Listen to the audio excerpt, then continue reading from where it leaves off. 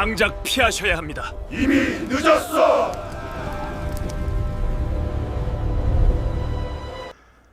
역사를 싫어하는 사람들에게 역사를 편안하게 들려주는 브라이언입니다. 오늘의 주제, 폴란드가 12년간 주권을 빼앗겼다는데 선생님 사실이에요? 네, 맞습니다. 정확히 말씀드리면 123년 동안 폴란드라는 국가가 세계 지도에서 완전히 사라졌던 것이 사실입니다. 폴란드는 18세기 후반에 주변 강대국이었던 러시아 제국, 프로이션 왕국, 오스트리아 제국에 의해 세 차례에 걸쳐 영토를 분할 점령당했습니다. 1795년 마지막 3차 분할을 끝으로 폴란드라는 나라는 주권, 즉 sovereignty를 완전히 잃었고 제1차 세계대전이 끝난 1918년이 되어서야 독립을 되찾았습니다. 폴란드 분할의 역사를 보면 주변국들의 간섭과 폴란드 내부의 정치적 혼란이 겹치면서 영토가 찢겨나갔습니다. 1차 분할은 1772년이었는데요. 러시아, 프로이센, 오스트리아가 폴란드 영토의 약 30%를 나누어서 가져갔습니다. 제2차 분할은 1793년인데요. 폴란드의 개혁 시도에 위협을 느낀 러시아와 프로이센이 다시 영토를 빼앗았습니다. 제3차 분할은 1795년인데요. 봉기가 실패한 후에 남은 영토마저 모두 분할되면서 폴란드, 리투아니아 연방이 멸망했습니다. 자, 이 폴란드랑 정말 비슷한 우리나라의 시대가 있었습니다. 바로 구한말 동학혁명 이후에 조선에서 벌어진 청일전쟁의 상황과도 아주 비슷한데 이 부분에 대해서 알아두면 좋습니다. 폴란드의 제2차 분할과요, 조선의 동학농민혁명 및 청일전쟁의 상황은 놀라울 정도로 닮은 점이 많습니다. 이 두 사건 모두 내부의 개혁 시도가 기득권의 외세 결탁으로 좌절되고 결국 국권 상실로 이어졌기 때문입니다. 너무나 비극적이죠. 폴란드는요, 1791년 유럽 최초의 근대적 성문 헌법인 5.3헌법을 제정하여 왕권을 강화하고 부패한 귀족 정치를 타파하려 했습니다. 조선은 1894년 여러분들이 많이 들어봤던 탐관오리, 부패한 탐관오리를 징벌하고 신분제 폐지 등 민주적인 사회를 만들고자 했던 동학 농민혁명이 일어났습니다. 근데 여기서 두 나라가 가장 뼈아픈 공통점을 가지는 게 나라 안의 기득권층, 즉 국회의원이라든지 지금으로 치면 권력이 높은 사람들이 자신들의 기득권을 지키기 위해 외세를 끌어들였다는 점입니다. 폴란드는 개혁 헌법으로 특권을 잃게 된 보수 귀족들이 타르고비차 연맹을 결성하고 러시아의 예카테리나 2세에게 군대를 보내 우리를 도와달라고 요청했습니다. 한마디로 힘이 약해진 사람이 다른 반에 있는 힘이 센 사람한테 나 좀 지켜줘라고 얘기한 거죠. 조선 같은 경우는 민시 정권, 즉 농민군의 세력이 커지자 조선 정부가 엄청 당황해서 자국민을 진압하기 위해 청나라에 파병을 요청했습니다. 이는 텐진 조약을 근거로 일본군까지 개입하게 만드는 결정적인 계기가 되었습니다. 도움을 요청받아서 들어온 이 외국 세력들은 도움만 주고 떠났을까요? 아닙니다. 절대 도움만 주고 떠나지 않았습니다. 폴란드 입장에서는 러시아군이 귀족들을 돕는다는 명분으로 들어와서 개혁 세력을 괴멸시켜버렸고요. 곧이어 프로이센과 공모해서 제2차 영토 분할을 단행했습니다. 이때 폴란드는 영토의 절반 이상을 잃으면서 사실상 속국으로 전락했습니다.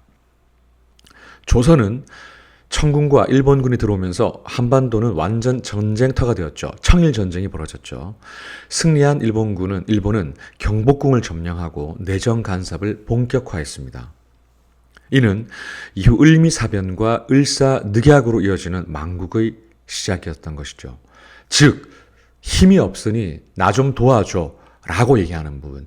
아마 여러분들이 이해할지 모르겠지만 돈이 없어서 2금융과 3금융에 돈을 빌리는 것과 같습니다. 빌릴 때는 좋죠. 그런데 그 이유는 재앙이 시작됩니다.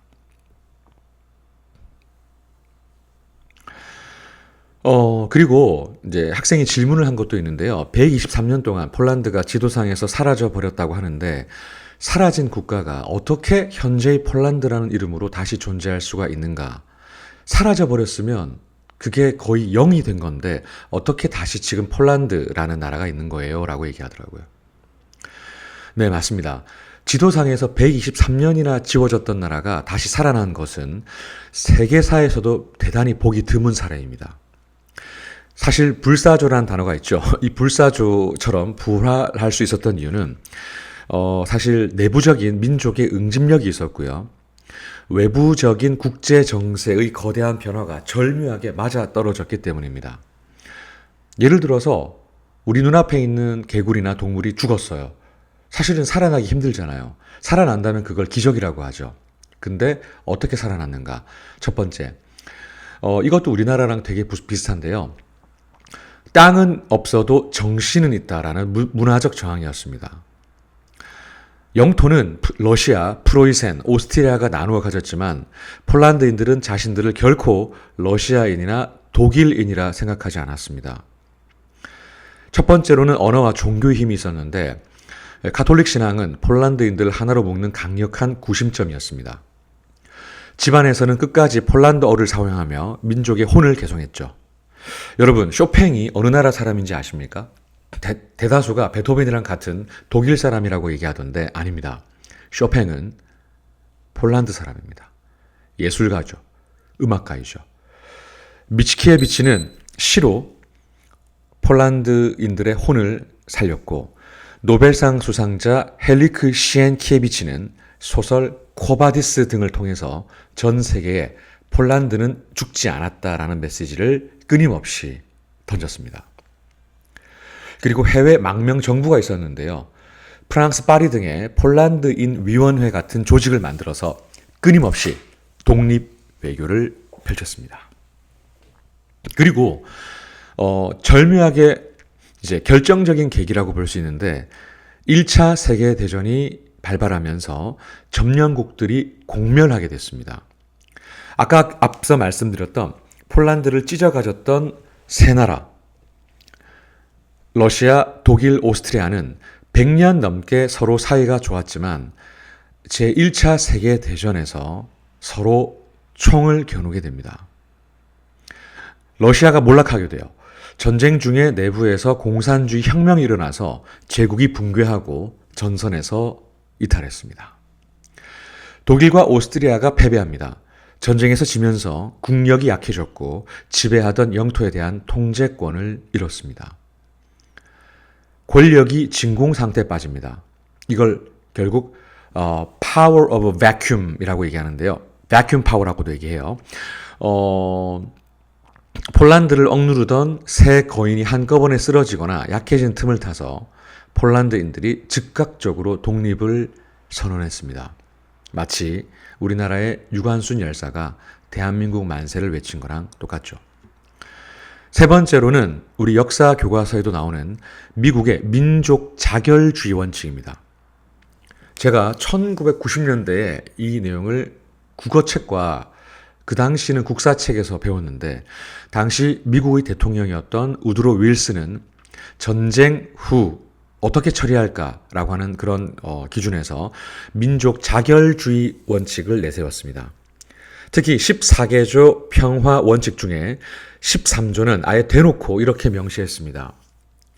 폴란드는 독립적인 폴란드 국가가 반드시 수립되어야 하며 폴란드인이 거주하는 영토를 포함하고 바다로 나갈 수 있는 통로가 보장되어야 한다. 이는 폴란드 독립이 단순한 소망을 넘어 국제사회의 공식적인 약속이 되었음을 의미했습니다. 요약하자면 123년 동안 culture, 문화라는 보이지 않는 국가를 유지해왔고 1차 대전이라는 지정학적 기적, geographical